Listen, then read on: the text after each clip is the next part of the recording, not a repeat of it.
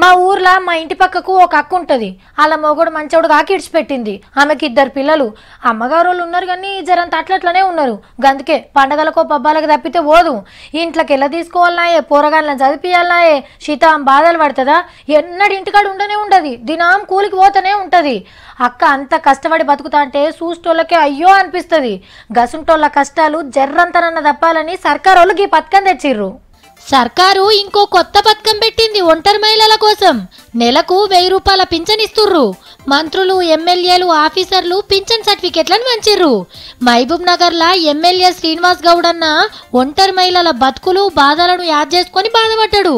పిల్లలు బట్టి భర్త విడిచిపెట్టి ఎక్కడ వెళ్ళిపోతే అది ఇంకొక బాధ. పిల్లల్ని ఇక్కడ సాకాలని తల్లిగారింటికి వస్తే ఇక్కడ ఆర్థిక పరిస్థితులు ఒక బాధ. చాలా ఘోరమైనటువంటి బతుకులు చెప్తుంటేనే సీనన్న కండ్లల్లో నీళ్లు తిరుగుతున్నాయి. ఇక అనుభవిస్తున్న పరిస్థితి ఎట్లుండాలే? భగవంతుడు ఎవరు కూడా రానియది ఈ బాధలు అనేవి. ఆడోళ్ళు ఇట్లా బాధపడుతుంటే మొగోళ్ళు ఎట్లా బతికే చెప్పుకొచ్చిండు.